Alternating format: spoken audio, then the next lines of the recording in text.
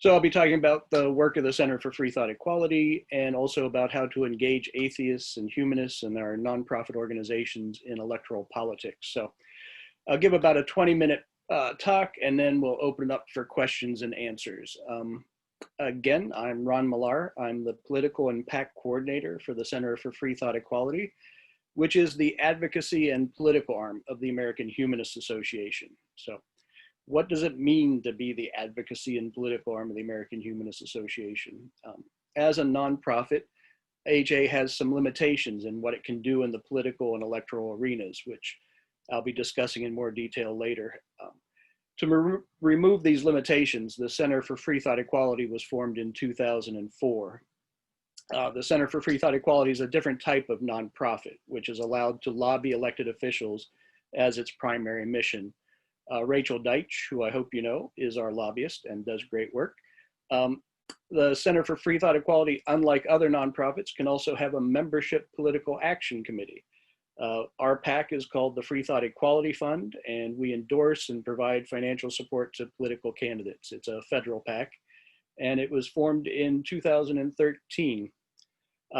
Now, as a membership PAC, only members of the Center for Freethought Equality can know about what the PAC does. So I urge you to become members. The great thing is it's absolutely free to become a member of the Center for Freethought Equality. So sign up. I put several links in the chat for the references that I'll be talking with. So feel free, and I urge you to become a member because it's the only way you can be kept up to date with our activities. So these three organizations provide the tools necessary to help increase our community's political clout. With the American Humanist Association, it's education. For the Center for Freethought Equality, it's advocacy. And for our PAC, it's dealing with elections. We do this work to diminish the bias against the atheist and humanist community, advance evidence-based public policy, preserve the secular nature of our government, and promote social justice. So this evening, I want to give you some information about the political advances made possible by the Center for Freethought Equality and what you can do as individuals and as members of non-theist nonprofit groups in the electoral and political arena. As I said before, there are limitations on what nonprofit groups can do during elections, but those restrictions shouldn't prevent you or your group from taking allowable actions. With certain restrictions, nonprofit organizations can and should be engaged in the political and electoral process. The key restriction is that nonprofits cannot make or appear to make endorsements of political candidates for elected office. So tonight we won't be talking about individual candidates or even political parties. So please refrain from doing so even in the chat and the Q&A. It's important to preserve your nonprofit status. And since we are a small community, I think we would be easily targeted by folks who would like to shut us down. So it's important that we do follow the rules. Now, you might not be very familiar with the Center for Freethought Equality, but you might know about our accomplishments. We've had 4 major successes that I'll briefly review this evening. Because of our efforts, the atheist taboo about running for office and holding elected office is now known to be defunct. Congressman Jared Huffman announced that he's a humanist and agnostic. The Congressional Freethought Caucus was created, and we've had a 900% increase in the number of state legislators who identify with our community. So first, let's talk about the atheist taboo. In 2017, I was talking to a candidate running for the state legislature in a very red West Texas district. And he told me he couldn't possibly be public about being an atheist because he lost 2/3 of his potential voters just by his party affiliation, and even more because he was pro-choice and LGBTQ friendly. And I was thinking about that. Well, who else are you afraid to lose after all those qualifiers? But he said, I couldn't possibly identify, I just couldn't possibly be public about being an atheist. So as a good atheist, I wanted to get data on the subject. So the Center for Freethought Equality purchased some space on an election day poll in 2018. And we had the survey company create questions to provide an answer. The results found that voters who favored Democratic candidates and were pro-choice and pro-marriage equality would overwhelmingly vote for an atheist candidate. 72% of the respondents said that being an atheist would make no difference in their vote. And then an additional 10% said that they would be more likely to vote for the atheist candidate. So I mean, that disproves that at least once you put those qualifiers in, it really doesn't matter. And even on the opposite side, if you agreed, with the person's policies, positions, and you generally voted for Republican candidates, I still think we came out with a majority, just barely a majority, of those voters who would still vote for an atheist candidate. So policy issues matter much more than religious identification. But there's still that pool of voters out there who are less likely to vote for the non-theist candidate. So a bias still exists against our community, and we still have a lot of work to do to dispel that. However, the taboo is gone. Case in point, we were instrumental in having Congressman Jared Huffman announce that he's a humanist and agnostic. He's the only public non-theist member of Congress currently, or at least currently publicly so. This came about because in 2017, he returned a candidate questionnaire to our PAC with an intriguing response on how he identified with regard to religion. This was followed up by an email exchange between the two of us to introduce ourselves and explore the topic. And finally, it worked around to getting a dinner invitation with the Congressman, Roy Speckart, who's the executive director of the American Humanist Association, and myself. So at dinner, we discussed the goals of the atheist and humanist movement and the need for elected officials to publicly identify with our community. He quickly agreed once he did some review of supporters, family, and colleagues, and did make a public announcement about being a humanist and agnostic. And after his public announcement, he received a great deal of positive feedback from his constituents and colleagues. So it could not have worked out more smoothly for him to come forward. And also, he has the best district in California. It runs from the north end of the Golden Gate Bridge up to the Oregon border, hugging the coast. And so he has the best wine districts and the best weed in all the country. So often he has shared the wine with us, but not the other.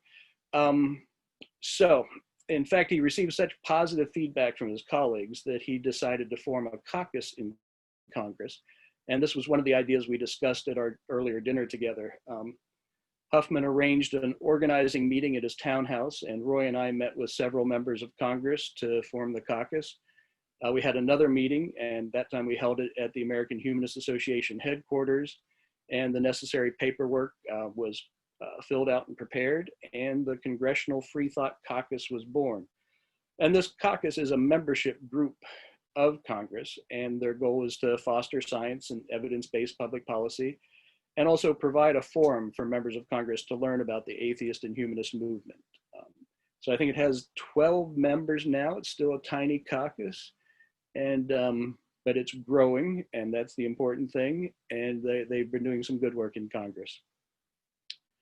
Our last major accomplishment is that we've identified over 50 state legislators who are members of the atheist and humanist community and are willing to be public about it, including several folks from Florida. So that's another great reason to join the Center for Freethought Equality. You'll learn who the members of your legislature are who identify with us.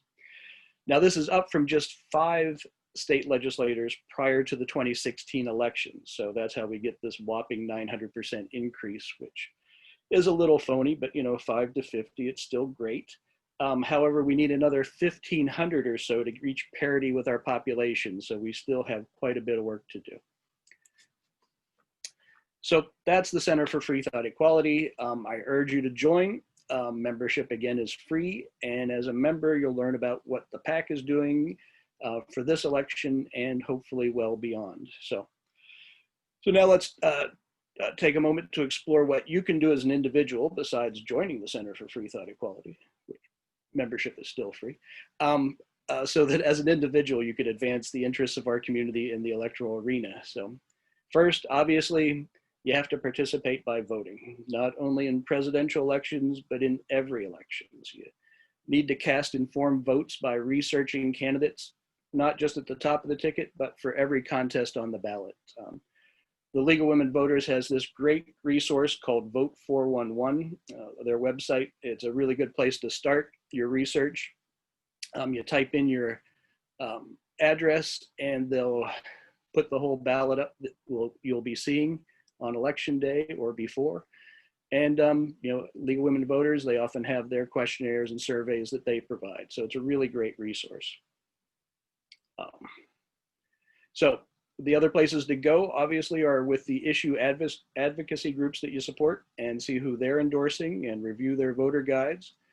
Conversely, you can look at the voter guides and endorsement from organizations that are diametrically opposed to your policy positions and make your decisions on that information too. So use the opposition research of the oppositions to figure out who you should be voting for. However, before you can vote, you got to be registered to vote and make sure you're still registered to vote. So if you've moved or if you haven't voted in a while, please make sure your voter registration is up to date. The Secular America Votes website provides an easy link to do both of these. And I think October 5th is the deadline for you to register in Florida. So once you're registered, then you actually have to cast your vote. Just thinking about it, isn't enough. You need to make a plan to vote, especially this year with the pandemic potentially limiting polling sites and the various things they're trying to do to stifle the vote, like the post office slowdown. A voting planning measure is more important than ever. The first step in making a plan is knowing the voting rules in your state, and every state is different. NBC News has a nice site called Plan Your Vote that lists the rules for each state for voter registration, absentee voting, early voting, and more. So once you know the rules, you can determine what is the best way for you to make sure your vote is cast and counted. If you're concerned about going to the polls because of the pandemic and potential long lines, learn what the rules are about early voting and absentee voting in your state. If you decide to vote absentee, you should request that ballot now. Don't procrastinate. And then once the ballot arrives, fill it out immediately. Make sure you do everything according to their schedule and get all the signatures you need and put it in the right envelopes. And then make sure you get it mailed very early, or see if your jurisdiction offers drop boxes or other delivery systems to make sure that it's returned in time and in the right way to be counted. So don't lose your vote from process. If you want to vote in person at the polls, make sure you know where your polling place is and make a plan to schedule the time necessary to make sure you're able to cast your vote. You should anticipate long lines so that you're not discouraged once you get there and see them.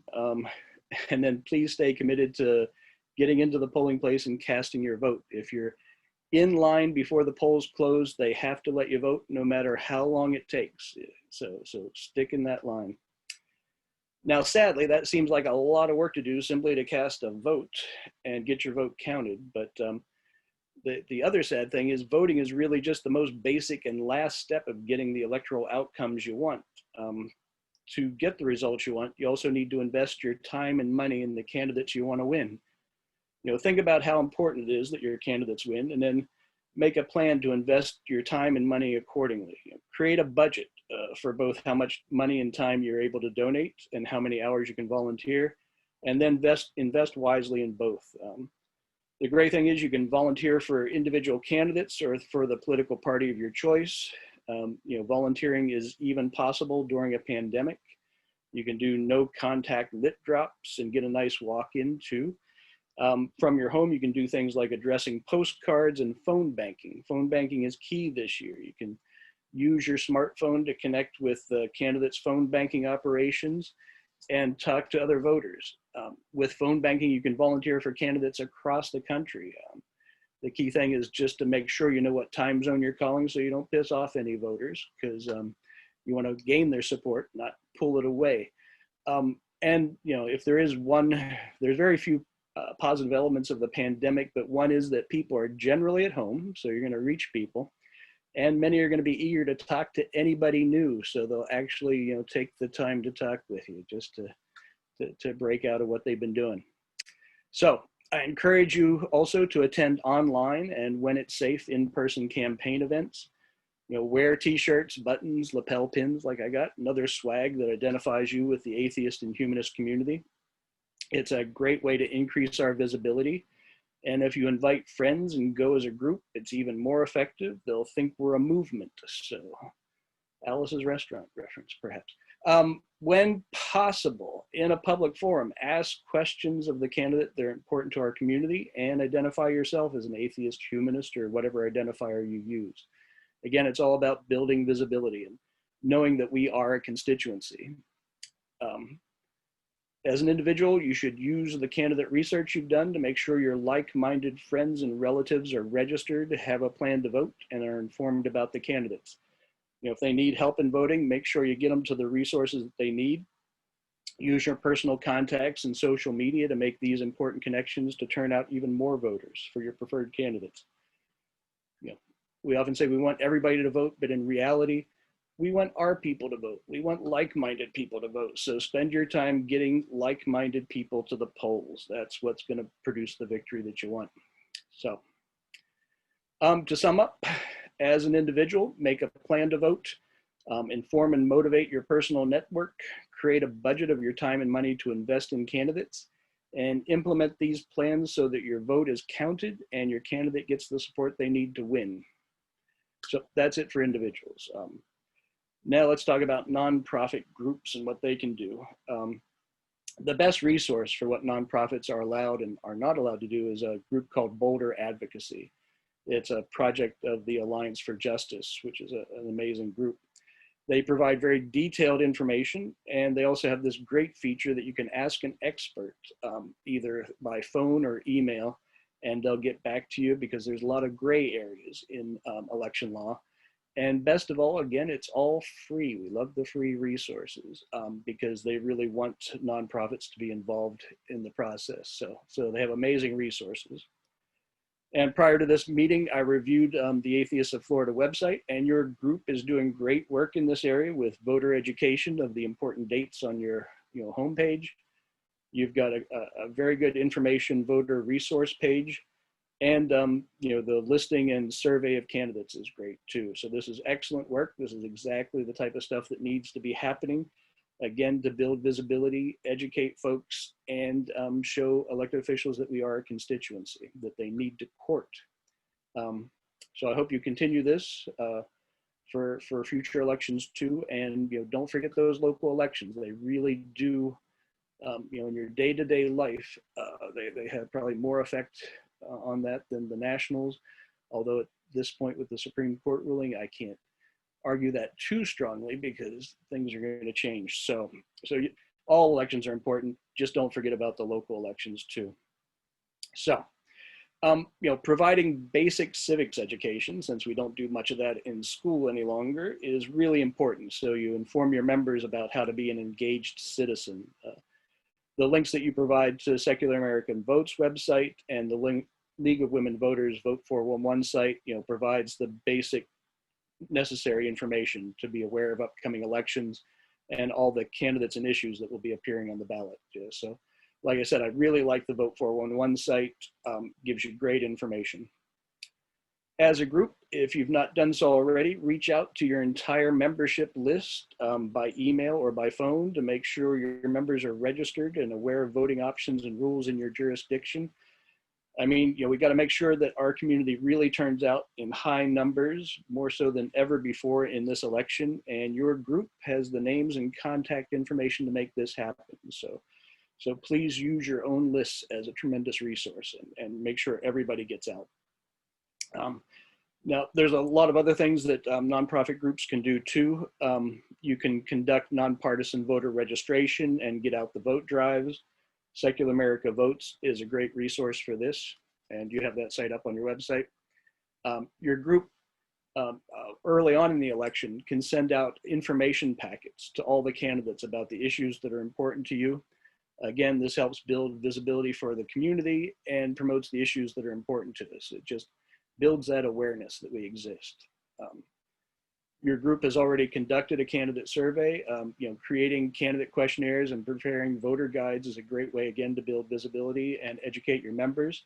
So I really thank you for doing this. Again, Boulder Advocacy is a great resource for this type of project, just to make sure you're following everything. Your group could also create legislative scorecards for incumbents, like the questionnaires. This has to be done impartially and without coordination with elected officials. And you should include a broad range of topics if you do a scorecard. And key is you don't do your first scorecard in an election year. You have to show impartiality. And if you're going to do this, it would be an ongoing project, not just an election year project. And one of my favorites is your group could sponsor or co-sponsor candidate debates. Again, this has to be done impartially, and all the candidates for the seat would have to be invited to participate. If you don't want to sponsor it on your own, work with any alliances you're doing with social or economic justice alliances to co-sponsor with them, with other groups. And again, it's just a great way to educate your members, build visibility, and again, make sure that they know we're a constituency. And last, your group's civil engagement should not end on election day. After the election, please continue your civic involvement. One of the key things to do is ask elected officials to talk to your group. Again, I hype on it a lot. It just builds visibility and it promotes the issues that are important to us. I would also encourage you to ask former candidates to talk to your members about their campaigns. This builds relationships with people that the PAC has identified within the state, perhaps, who are members of our community. Go ahead, make them become your members too. I mean, we have identified them, get them involved in your group. And even better, it might encourage some of your members to run for office. And then, of course, you want to call me right away so that I know that that's happening. So, we want people to run for office. Sort of what we do. So, we have, our PAC has information on endorsed candidates going back to 2014. And the Center for Freethought Equality has over 70 elected officials who identify with our community. And they, a lot of these folks only know about the community from me, and I'm not the best person to talk to them about our community. So that's why it's really important for local groups and state groups to reach out to these folks and get them involved in the community. So please look over our list and invite folks to speak to your group. So I really appreciate your participation in this meeting. And as members of our community, become more politically engaged and organized, we'll empower our movement and increase our political clout. Our active political engagement will help to promote evidence-based public policy to effectively address issues that confront us, like climate change and the pandemic. Our active engagement will also increase the visibility of the atheist and humanist community and help diminish that lingering bias against us. And our active engagement will help build the society that we're proud to live in and that we need to live in. But it's only going to happen, if we're all involved in the process. We can't sit on the sidelines.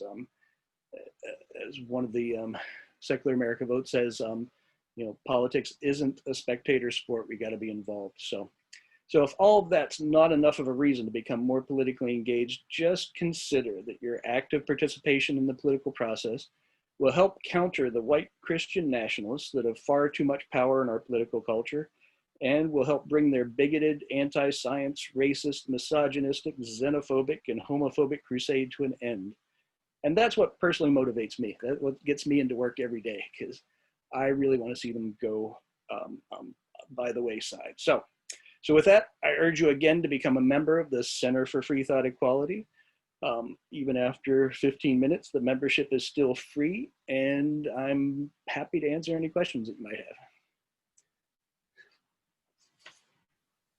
I have a question already. I have contacted a number of our elected officials to see if they will speak to our group, and none of them have responded to me. Is there a way that you can recommend that we get some response from people?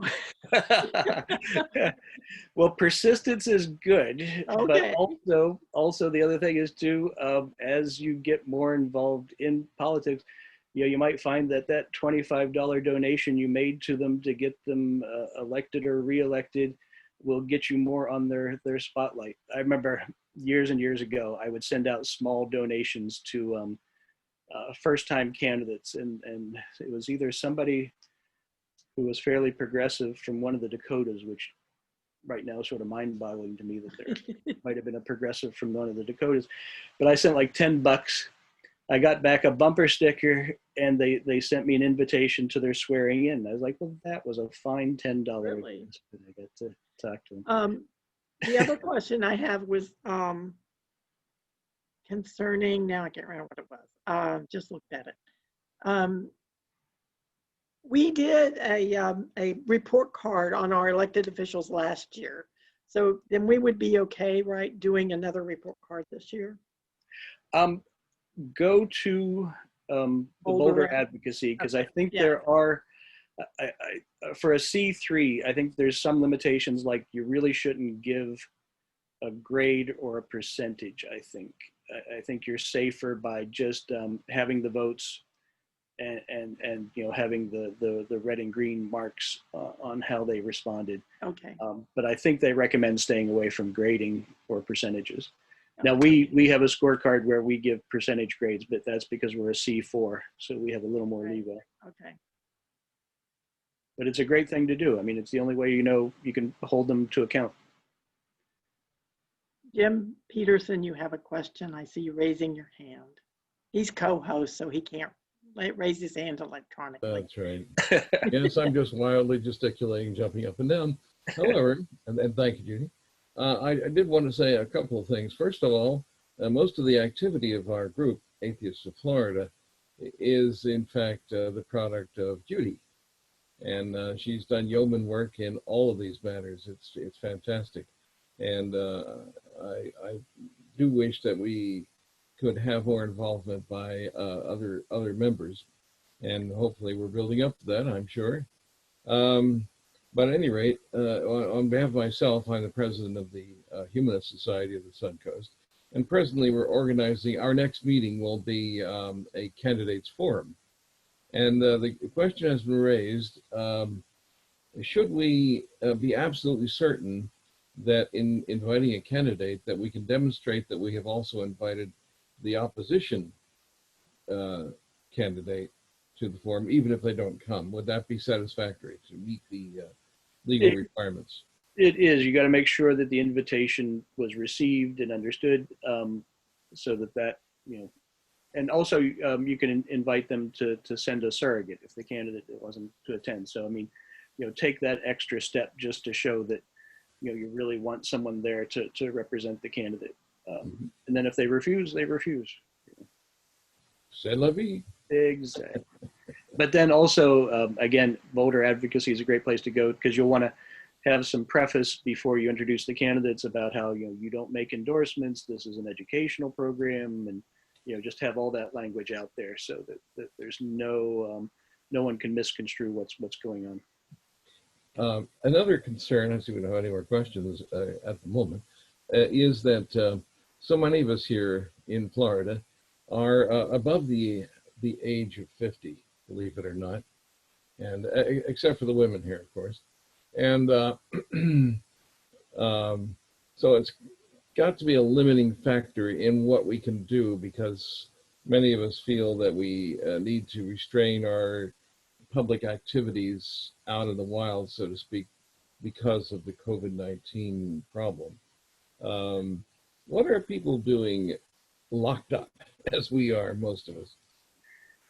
Well, I got to tell you, the Zoom meetings have actually increased participation in a lot of things, I think. And so I don't think Zoom meetings are going to go away if we normalize back, because it's a great way to reach out to folks more easily. So that will continue. But again, I got to stress, phone banking is a great way to spend some time. You know, you pick the candidate you want to work for, the party you want to work for, and it's easy to do, to link into their lists, and they have everything set up, scripts and whatnot. And you know, when I was interviewing candidates this year, it was so much easier to reach candidates this year because people really were home. And I was like, yeah, it really paid off for me to reach out to folks. And I am assuming that that's still the case. And people want to talk, especially you know, if you know, you reach a supportive person and or somebody who just needs a little push to know what they need to do to plan their vote, because I think that's going to be the biggest thing this year, because I don't know if Florida's going to have an issue of not getting enough election workers. So there's always that potential of polling sites to be consolidated. And we just got to make sure that everybody has a plan to go out and vote. And so a great way to do that is through some phone banking, targeted phone banking.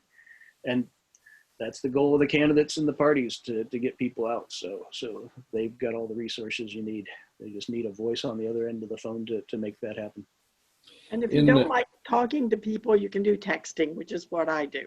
Okay, that's great. That's where. And I do like the idea of the non-contact lit drops too. I mean, yeah. Don't we all need a nice little walk in the neighborhood? So, in making such an effort, and people come up and ask, well, how can I get involved? Because we're in that 501c3 position, do we just have to give people a menu of campaign offices, Republican, Democrat, Green, other, so that the whole spectrum is covered and we're not seeming to recommend one candidate or party over the other? Or can we just say, well, just go to candidate X? No, don't do that. You don't want to do that. No, and honestly, I think the main thing is just to encourage people to participate. I don't even think you would have to provide links to the parties because, again, that gets in the gray area. Yeah. And you want to stay away from the gray area. I mean, the great thing, everything is out there and it can be easily found, but just pushing how important it is for getting the issues that we want addressed from our government, that people have to participate, and that's what you got to motivate people. I guess it's probably easy enough for people to find out where to go if they're really serious about it. You shouldn't have to tell them. Okay. And doing what you're doing on your website, I mean, have the resources that come out of the Secretary of State's office about polling places or anything like that comes up. That you don't have to recreate the wheel. You just provide links back to the authorities that have the information. And it just helps that if it's on multiple sites, especially for our community, that knowledge gets back to our members and makes it easier for them to get their vote out there.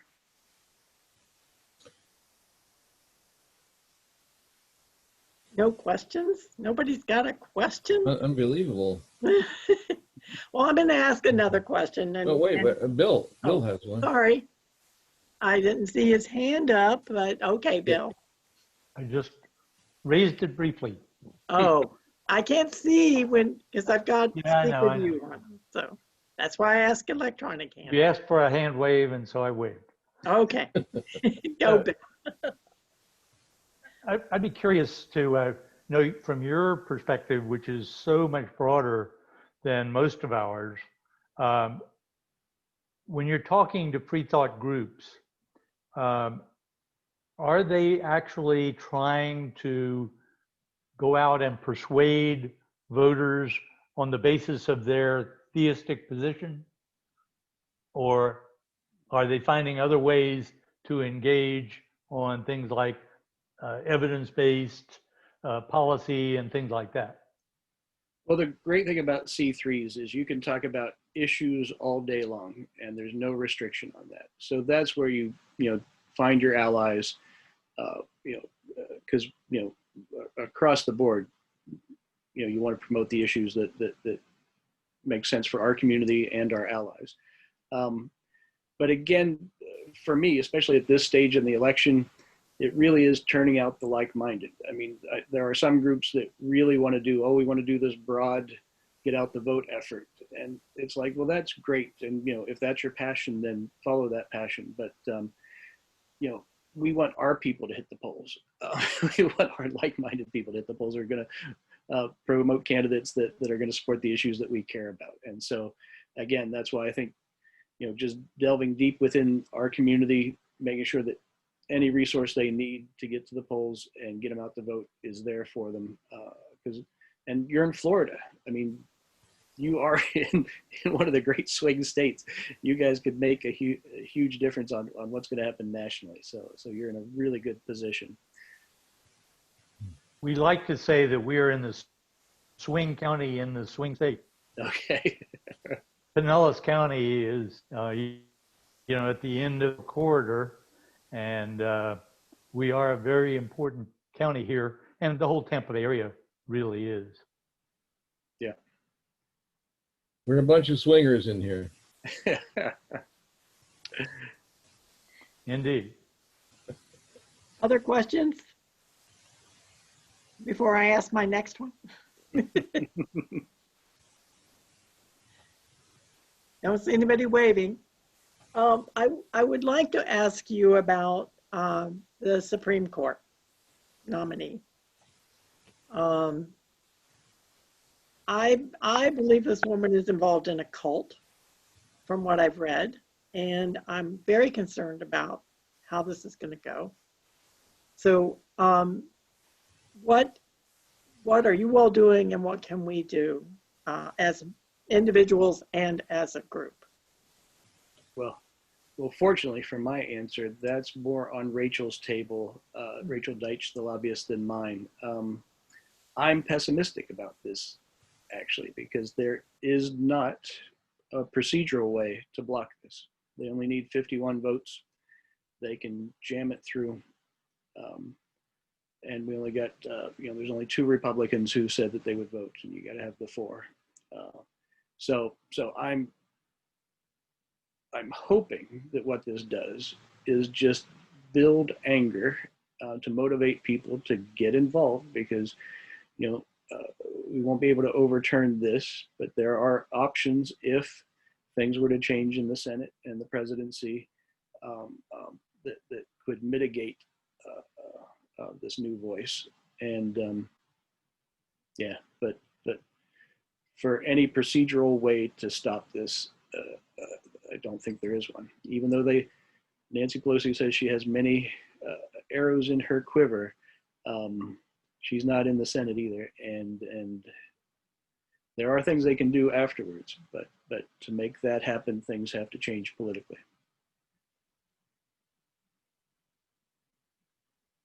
And it is scary. I got to say, she's one of this,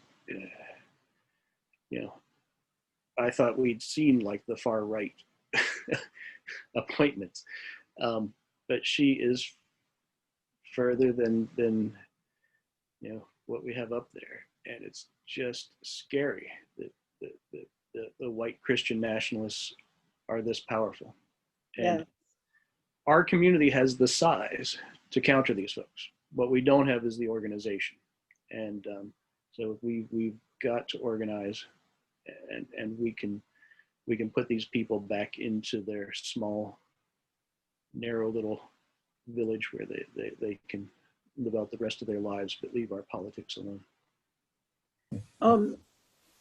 For those who don't know, she belongs to a group called People of Praise, and it is it looks like a cult to me. The women have to obey the men.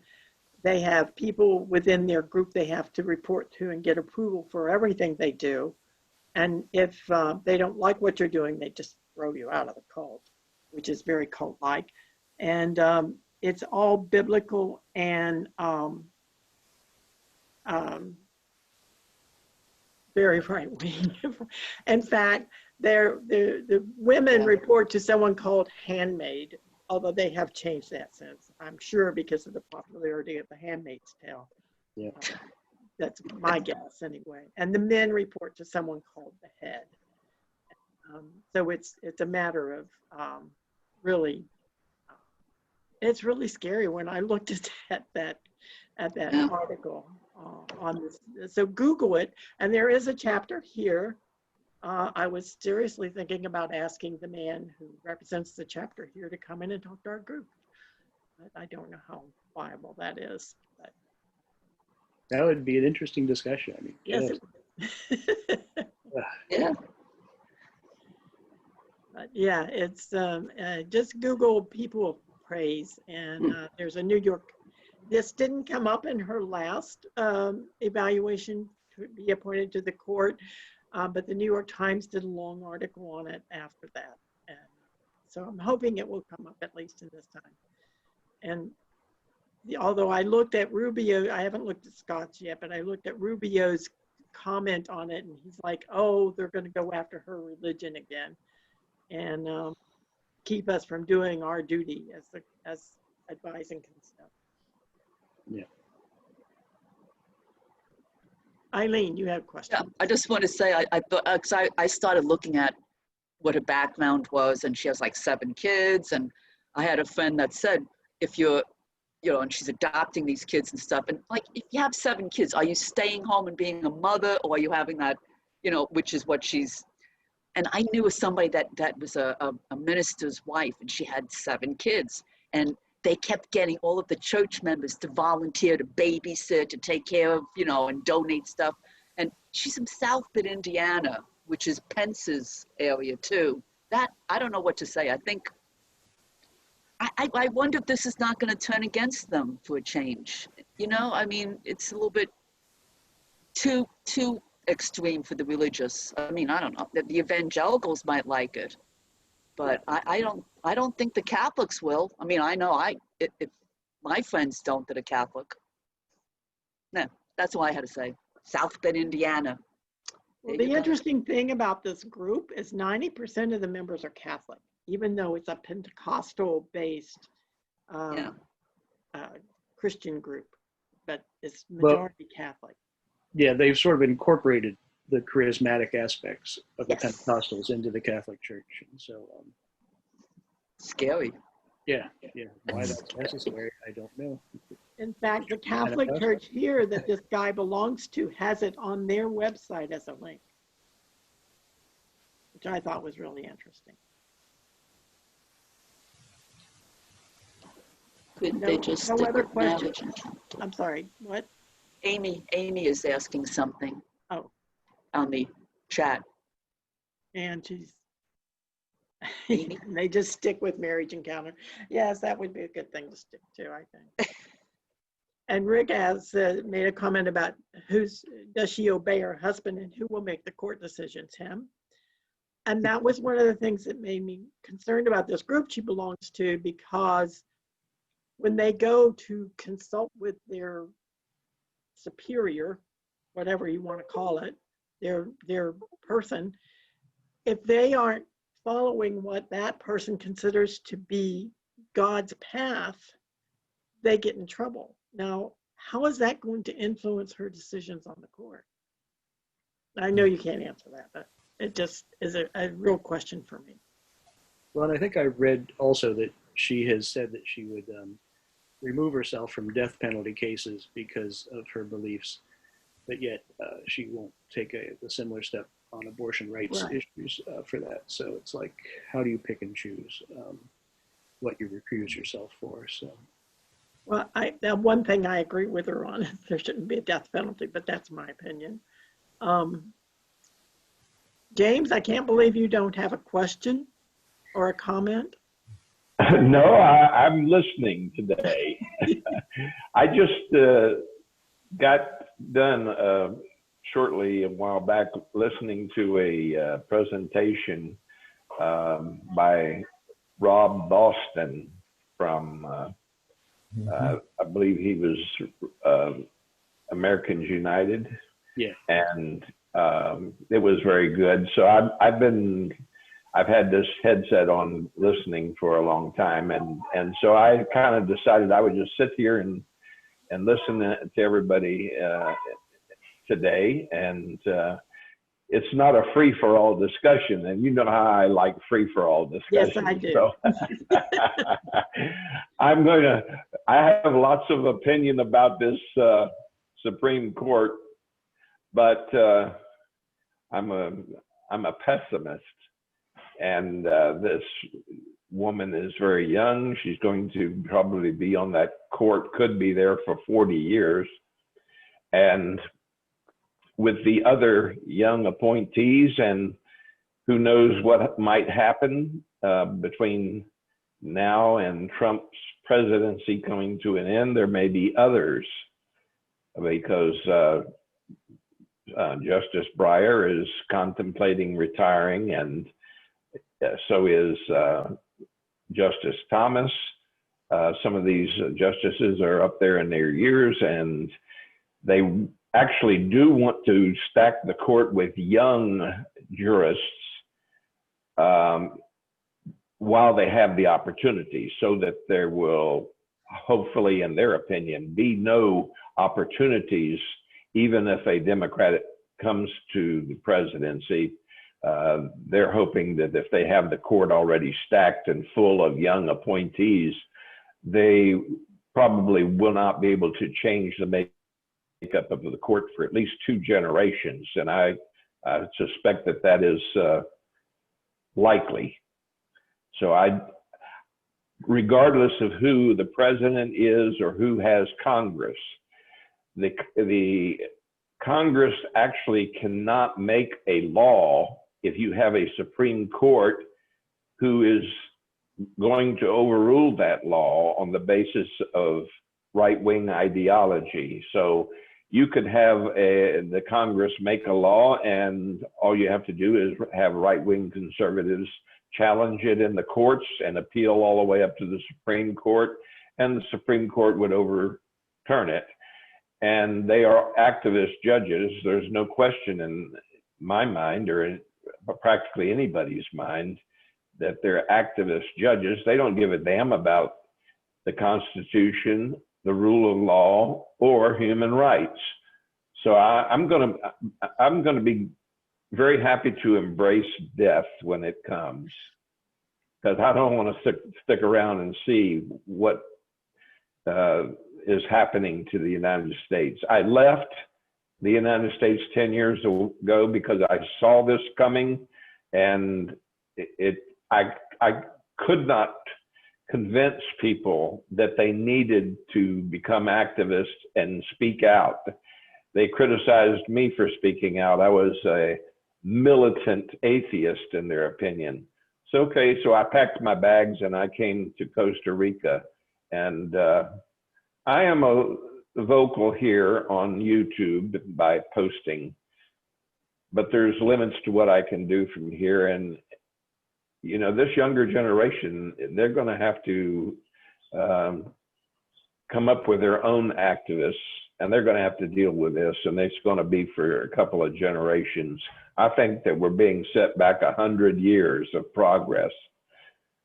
So that's my opinion, my rant for today. And I do appreciate our guest today. I enjoyed the presentation very much. And we need more of this type of activism. I wish that I could participate in, but my days of joining every Freethought organization and as an activist are over with, I'm afraid.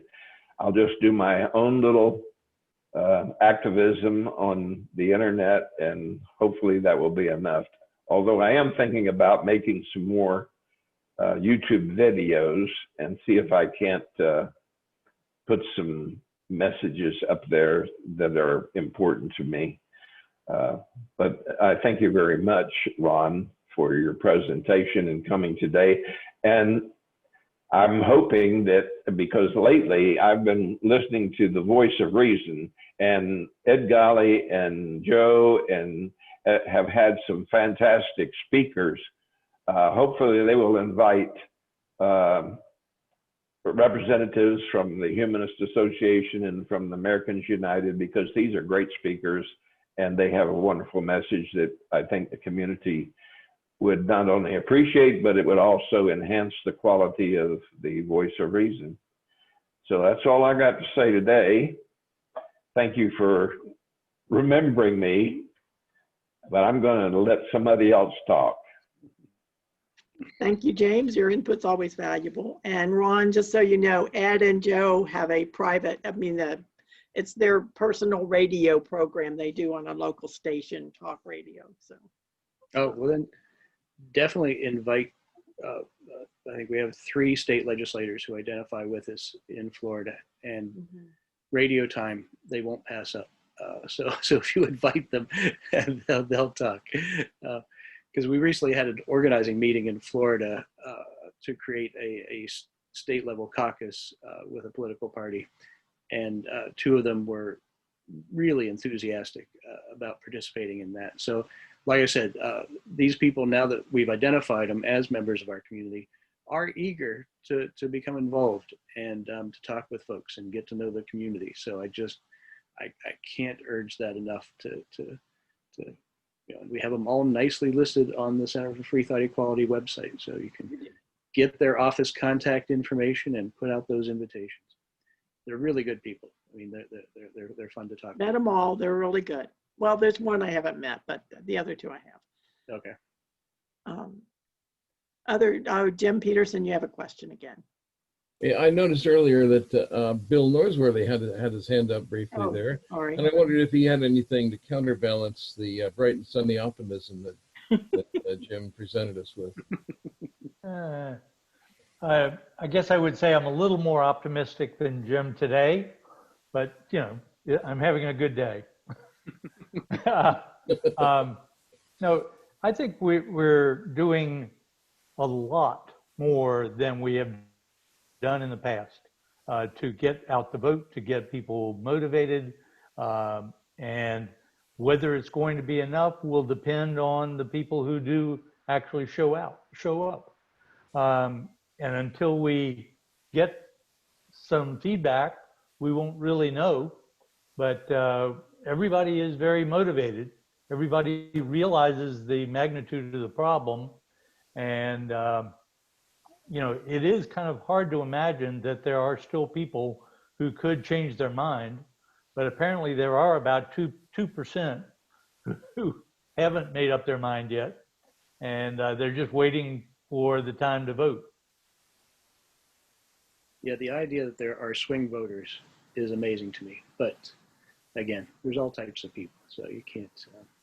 But for Jim, the demographics are with us.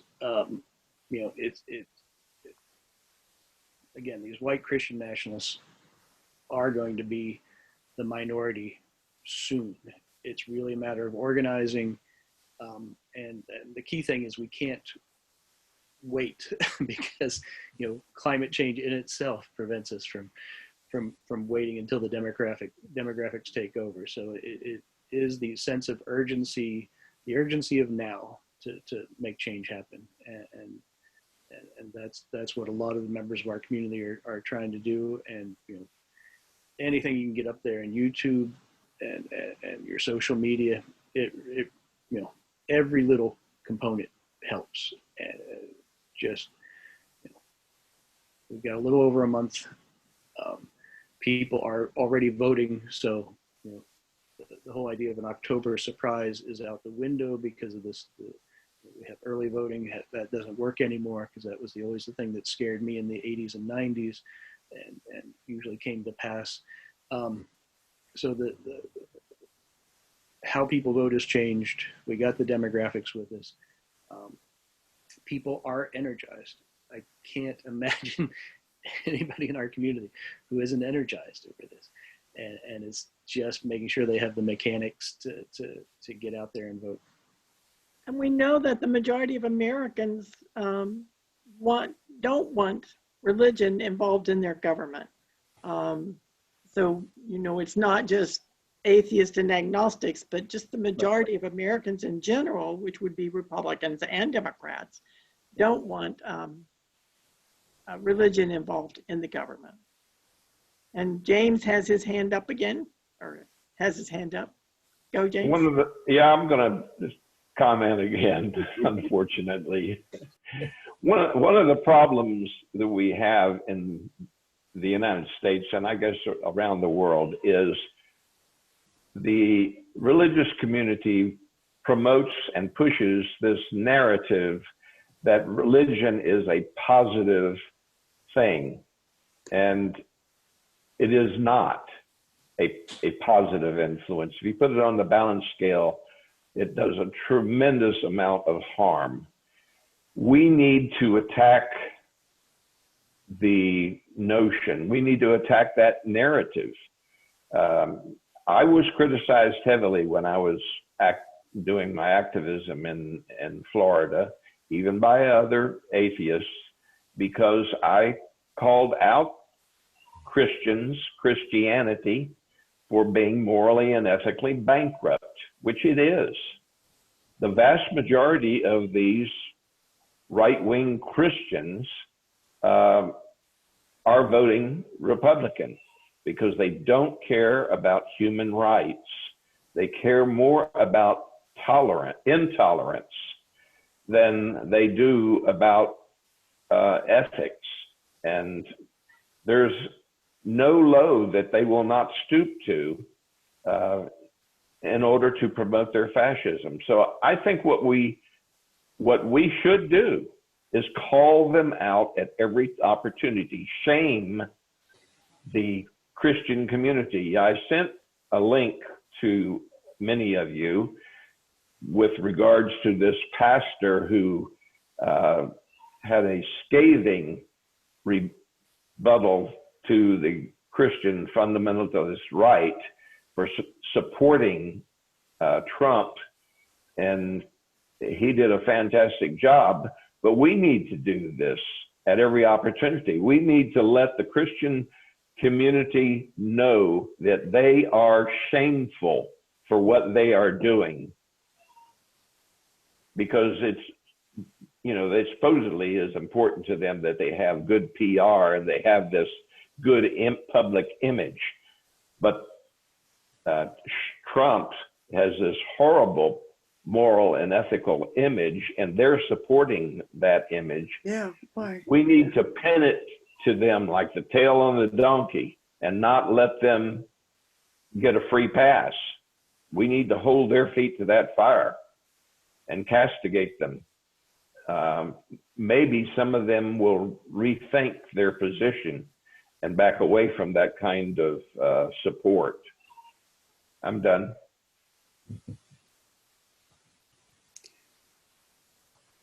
Helen, did you want to say something? Yeah, I think that I've been listening to you all, and I come from a Catholic background, and I agree with you 100% on everything, but I don't like the term atheist. I think it's too extreme, and it scares people away. My growing up, the word atheist was a bad term. If we could change the name of our organization, religiously neutral or something like that, because that's what you are. I haven't heard anything hateful. I haven't heard anything anti personal beliefs that people have on a personal level. And I find you all congenial, not like the term atheist implies. I tell my friends, oh, I'm going to Zoom with the atheists. They look at me with horror, but they believe pretty much the same thing I do. Anyway, I know you won't change the name, but I just had to put that down. I appreciate your input, Helen. We have had this discussion several times. Oh, have you? Yes. Okay. And we're going to probably have it again. But the good news That's is the stigma is disappearing. Yes, it is. You think? Yeah, oh, sure. I mean, just, again, it's election focused, but in 58, the Gallup poll asked, would you vote for a well-qualified atheist candidate? 18% of the people said they would. And so, but the last time they did that, it went up, it was at 60%. The amount of change that I'm has glad happened to hear that. with regard to taking back the term over the past 10, 15 years has been tremendous, and it's going to continue to sweep that way. Yeah, 12% of Gen Z people who were born in the 90s and 2000s openly admit to being an atheist with no qualms. Yeah. So it is disappearing. Jim Peterson, you had something? Yeah, it helps to remember that the so-called bad reputation that the word atheist is associated with was largely created by the competition, the ministers, who made sure that their parishioners understood That's that me. atheists were the worst people in the world. Yeah. but we all know that we're not the worst people in the world. No, you're not. Some of those people are. So, Oh, And yes. of course, that's been going on for about 3,000 years now. and whatever name or term we use to describe ourselves would be treated the same way by the opposition. So it really in the end, it probably doesn't make that much of a difference. I remember when, I see you, James. I remember when Jerry Falwell would go on about secular humanist at great length about how evil they were. Secular humanist. Yes. James, you have something else? Yes, Helen, there have been others who felt, as you have, that we needed to try to escape the stigmatism that has been put upon us by the religious right with respect to being labeled atheists, those dirty, sinful atheists that just want to have a license to sin. A few years ago, there were a group of atheists, they were also humanists, who came up with this new label. It was called bright. And so atheists started a movement to call themselves the brights. I'm sure that some of you remember that. Well, slowly but surely that movement died, because really being an atheist, there's nothing to be ashamed of. It's not a philosophy. It's simply the absence of a belief in the supernatural. Now, atheists are not the only label that is vilified. Humanism is vilified. In fact, I think that maybe it's certainly vilified on equal par with atheists. And most people accept that because of the fact that they absolutely know nothing, absolutely nothing about humanism, except what they heard in church from their preacher, who gave them a completely distorted view of what humanism is. So it's upon us as atheists and humanists to educate people, because they're not going to get educated in public education as to what humanism is, and they're not going to get educated in their churches as to what humanism is. They're only going to get a very skewed and negative point of view. I'm done. Jim knows whereof he speaks, since he's a former minister.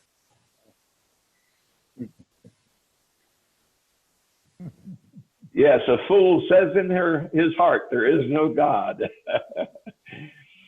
I'm sorry, Ron, what else is it you would like us to know, and how can you help us get people involved? Well, no, I really appreciate the work that you're doing. Please continue it. And like other folks were saying, I hope other members help you out, Judy, in expanding some of the stuff you're doing. So get more people involved in the political and electoral arena, because there's so much that C3s can do. And again, really stress, mind your own members. Make sure that nobody sets this out. You're in Florida. You could tip the scales by just a couple of votes. So make sure all your members are well aware what to do. And last but not least, join the Center for Freethought Equality. Membership continues to be free. So please. You got at least one member. I think Jane said she joined. I was already a member, so. Excellent. I would encourage everybody to become a member, because I think it is very important that the public know that we're out here, and we're watching. More importantly, the politicians know we're watching. Yeah. And I think we really are at a tipping point. I think for our movement, I think we're there. I get, when I send out the candidate questionnaires, so many of the younger candidates have no problem identifying with our community and are eager. It's just natural for them. There's no inhibition. And as we get established politicians and to adopt that also, I mean, we had Pete Stark, who was the first member of Congress ever to identify with our community. That was 2007. It took us 10 years to get Jared Huffman. I think it will be a much shorter range till we get our third, fourth, and fifth person out there publicly identifying with us. We have a couple good opportunities in this election alone. to make that happen. And then, once you hit the critical mass, people realize it isn't an issue anymore. And, once enough elected officials identify with us, the general public sees leadership that they know and trust and respect, again, that lingering bias will just evaporate. And we couldn't ask for a better person than Jared Huffman to represent us in Congress, because he just has a sterling reputation, very personable, and he's fully on board with us. It's really, he had a birthday event, and he invited me, and Nancy Pelosi was there, and they had a conversation about him identifying with our community. She was fully on board, and recognizes the constituency, and we had a great conversation with the group for a few minutes about it. So I'm always impressed that he is doing great work up in Congress to represent our community. And if we get a few more folks public with us, it'll make his job much easier, and it'll make your job much easier, and we really will move this society. And I don't have the information right in front of me, but they monitor. One of the questions they always used to throw at us was, do you need religion to be moral or ethical? And it used to be we were, well below the 50% mark there, and now I think we're topping out at 64%. Again, that's just going to keep growing. And again, like I say, the demographics are with us. We just really have to push to organize and get our voice heard, because time is running out. We've got to change our society to make it livable and make it the society we want to live in. And to do that, we all have to be participating. Well, it looks like you got 5 new members today, so Excellent. That's great. Thank you. I always encourage our people to write letters to the editor, because I know that the senators and representatives always pick out, they troll the newspapers for letters to the editor that mentions their name.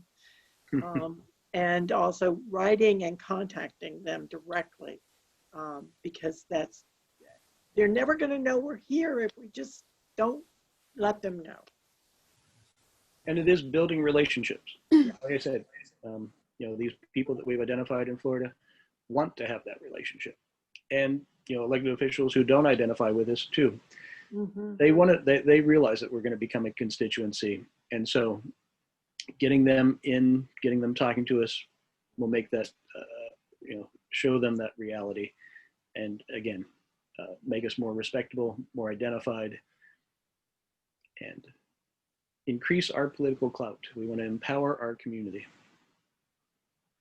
I would hope that one way that would happen is by encouraging, since you have a lobbyist lobbying Congress, encouraging congressmen to pass laws that will actually impose prison sentences upon politicians who steal elections by disenfranchising legal voters, and engaging in various strategies to prevent people who are legally entitled to vote from being able to do so.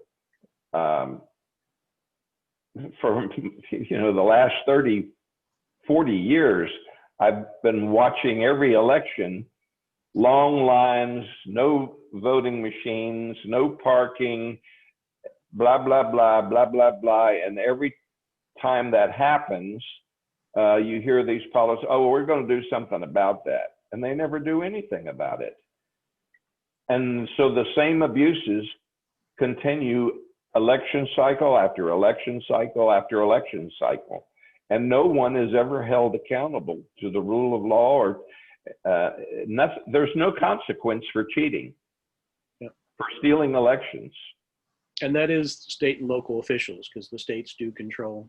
Yes, but we need some federal laws in place too. And if they can regulate we can regulate at the federal level other things. You ought to try regulating that, because you can't overcome states who have right-wing legislative bodies. If the Democrats can take control of both the Senate and the House and the presidency, they can pass laws that penalize with jail time, purging legal voters from voting rolls, and implementing strategies to prevent legal voters from being able to vote. They need to come down and put something into law to stop this crap, because if it continues, nothing will change. Yeah, we need to enhance the Voting Rights Act. Sure, but then the Supreme Court will just overturn the laws and we'll be right back where we started. They're going to say, that's not unconstitutional to prevent people from voting by charging them a poll tax or because they might be Democrats. So that's the tragedy of what's shaping up. No, this. You're sounding like me, Ed. I'm a realist, okay? You and I are realists, okay? I try to be, but it's I sound like any realist who understands that this country's turning into a third world banana republic with a dictatorship in power. I get it. You do. Yes, I do get it. And it's a sad situation. I'm And if not the Democrats, myself. I don't know what the hell can be done at this point, to be honest with you. This election can be stolen. Oh, sure. I think Biden needs 20 points to overcome all of the tricks and strategies for disenfranchising voters. 20 points. He's only got 6. It could very well be stolen.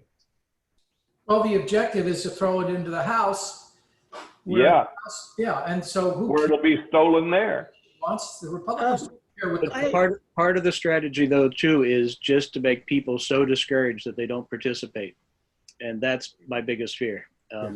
So we can't let despair rule. We have to, again, participate. We gotta, if we can turn out more voters, then it becomes obvious they can't steal the election. And the white Christian nationalists, for a long time, known that they're going to be the minority with the demographic. That's why they're so desperate, I think. And that is exactly why they do all these voter suppression efforts, because they know they can't win because the demographics are against them. And so, again, don't allow them to create a narrative that discourages people from participating. Well, they're going to create a narrative on the streets because they're bringing back Jim Crow big time. Yeah. And they're going to take away Roe versus Wade, and they're going to take away marriage equality, and they're going to hammer away and chip away at freedom of religion and freedom of speech. They're chipping away at that too. The First Amendment is under attack, quite honestly, on the streets. People try to film the police. It's a protected exercise of the First Amendment, and yet the police are beating these people up and arresting. Even mainstream journalists are being attacked by the police. If I might interrupt just a moment before we go on any further. Scott just put in the chat room that the Supreme Court just overruled the Voting Rights Act. Now, I know that they've overruled some things, but I wasn't aware they overruled the whole thing. Scott, do you want to elaborate on that? Or do you know anything about it, Ron? No, I'm not familiar with anything that's come out. Yeah. Sounds like something we need to find out about for sure. Yes. But let's always remember, as Ron said, that the possibility of success still obtains. And if we're not to simply collapse into a big puddle of regret, it's urgent and imperative that we keep that prospect before us at all times. I mean, we may fail, we may always fail, but we can succeed at this too. So I had another question, and I kind of agree with Ed. I mean, with Jim, but I also agree with Ed and James. What chance do you think you have of getting a nonpartisan support for secular values in Congress? Ron? Well, I think, we have lots of religious allies that Rachel works with. And in fact, she's working with Christian nationalists on international blasphemy laws, which is pretty amazing. But just to give you a little story about that I think is important, because again, it's building, alliances that you wouldn't think we would build. And in one of the meetings, one of the folks stood up and started speaking against atheists and agnostics and the godless. And one of the religious right folks stood up, and Rachel was there. Rachel was like sort of, testing her steel, about ready to stand up and defend our community. But one of the people that she works with stood up and said, that is completely inappropriate. We have people in our coalition, and he pointed over to Rachel, that are working hard with us to make this, to advance these anti-blasphemy international regs. And it was all because she developed relationships with these folks to make them see us as human beings and partners on some issues. So again, it's building relationships. We got to fight like hell with them on things that we don't agree with. But again, it's breaking out of just this hardcore us and them. And I have a really hard time doing it because, if you're not responsive on our key issues of, women's rights, gay, lesbian rights, then, there's not much left to talk about. But occasionally, My question is, who in the hell are you talking to when the Republican Party, not only one of them would vote for impeachment, and none of them would allow evidence and testimony in the impeachment trial. And here we are, a Supreme Court justice, it's a right-wing nut. And we've only got 2 Republicans that are willing to cross the aisle and side with reason, a reasonable jurist for the Supreme Court. To me, you're only apparently reaching Democrats. You're not, or independents. You're not reaching any damn Republicans because they're unreachable. They've got their head in the sand. They're like every religious nut. They don't entertain anything, any argument, any evidence, any fact, any reality that they don't believe in. You just might as well be talking to the wall or stay home. No, fear is a huge factor. And these Republicans, even those that, don't like Trump on a personal and political level, are so frightened because the base is so adoring that they want to keep their power positions. And so they're going to toe the line. So yeah, like I said before, our community is the swing factor in getting rid of these white Christian nationalists and the politicians that are beholden to them. And, we can make the change on what's happening politically in this society. Again, we have the demographics. We just got to organize. We got to be focused, and we got to empower our community. We got to work. Because it's not going to happen without 35 days. Right. Yeah. We have to work, and we have to make our voices known throughout our community and throughout the nation, because the younger people are not falling into that trap of Christian nationalism, I don't think. Right. And again, it's not just this election. It's, right. The next midterm, the next local election. We just got to go from school board all the way up. We can't. And another problem is within the Democratic Party itself.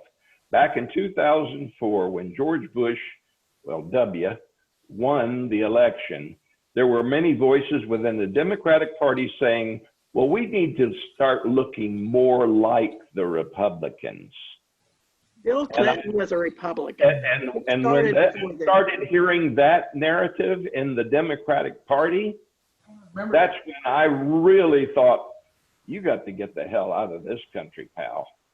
And we've got people in the Democratic Party in Congress with this same mentality. They kiss Republicans' ass and vote with Republicans on every damn thing. They're no more Democrats than I'm a Republican. Oh, definitely, definitely. No, I agree with you. It's incredibly frustrating. Taking that middle passage that we went through in the 90s really harmed the Democratic Party. Getting fully involved with having corporations and the dark money run politics. I mean, yeah, I'm with you. I am as equally frustrated, but I know if you don't fight back, it's not going to get any better. Yep. Well, it's almost time to close down. Thank you so much, Ron. I really appreciate May it. I say something? Absolutely, Jane. I just posted a couple of links on the Voting Rights Act case that was decided in 2013. Right. And if you'll see the chat, you'll see the links to, so it didn't happen just recently. It's been 7 years. And so take it from there. Yeah. It wasn't really repealed totally. It was just gutted. Right. Yeah. Okay. Well, thanks I everybody. want to say I agree with you, Ron. We do have to continue the fight. Yes. Never give up fighting. Fight to the death, but we got to keep fighting. As hopeless as it seems, we still fight. Exactly. Never give up. Never shut up. Okay. Next week, we have a speaker who I can't remember what they're talking about, something about government spending, and I apologize, but I will send out a link with the topic. But thank you so much, Ron. We'll be contacting your partner to have her come and talk to us pretty soon. So we can. All right. Thank you very much again. I really appreciate it. Thanks, Ron.